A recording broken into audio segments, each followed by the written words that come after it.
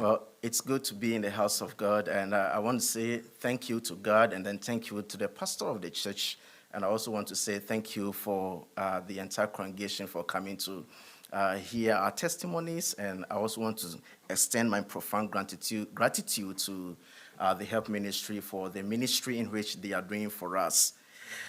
My name is Patrick. I come from Ghana, West Africa. I have been in the United States for 3 years, getting to 4 years now.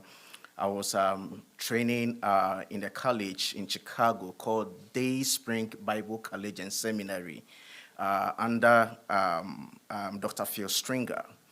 The story of my salvation is very simple. I was born into a Christian home from the background of the Roman Catholic and then the Methodist Church, but I wasn't saved in either of those churches because of the kind of controversy surrounding their doctrine of salvation. And so I was confused and wondering, and it got to a time that I was supposed to, or I needed to go to college in my country, and I needed a place to stay. And so I knew a friend who knew a Baptist preacher in that town. And so my friend sort of recommended me to the Baptist preacher to allow me stay their mission house whilst I go to college. And so staying in the mission house, I was also attending the Baptist church for fear of getting kicked out of the mission house. But the Lord used that fear to save me. So one faithful Sunday, the pastor, who's now my pastor, was using Ephesians chapter 2, verse 8 and 9 for his sermon. And I quote, it says, "For by grace are ye saved through faith, and that not of yourselves, it is the gift of God." Verse 9 says, "Not of works, lest any man should boast."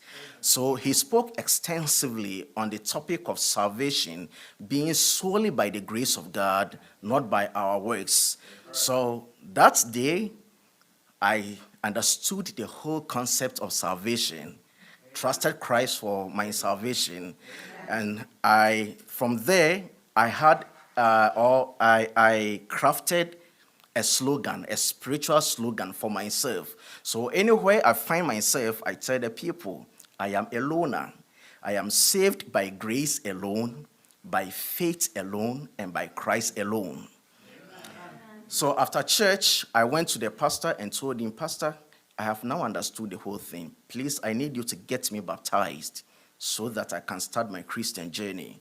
I got baptized, and then I became a bona fide member of the church called Liberty Baptist Church in my country till date.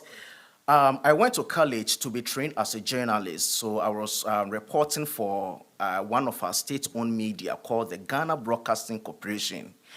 And so my work as a journalist was such that I could be sent far away from home, sometimes a week, 2 weeks, without going to church, without seeing family. And it was really interfering with my activities in the church. So I decided to quit practicing journalism to really get involved in the activities in the church. And so I was praying and trusting God for a job, and then God gave me a job. It was one of the foundations that former President Obama established in Africa. It's called the Young African Leaders Initiative. So I was employed with my journalism background. I was employed as an assessor. And so as an assessor, my primary job responsibility is to interview people.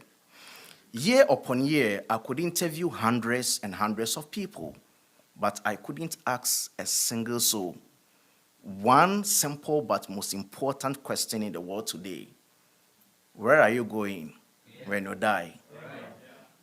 So I saw that I was doing a great disservice to myself and then a great disservice to humanity as well. So I walked back to my pastor and told him, "Pastor, I know you helped me pray for this job. It's a great job, but I cannot do it again. I need to do what the Lord has asked me to do." When I was a little child, anytime I saw a preacher preaching, there's that kind of urge to go to the preacher and tell him, I also have something to say. But growing up, I relegated that to the background, and I was just chasing academic excellence.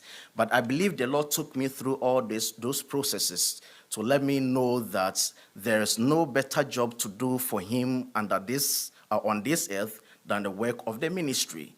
Hence, I asked my pastor to recommend a Bible college for me to attend. And then my father knew Dr. Phil Stringer. So Dr. Phil Stringer in Chicago asked me to come over to be trained for the ministry.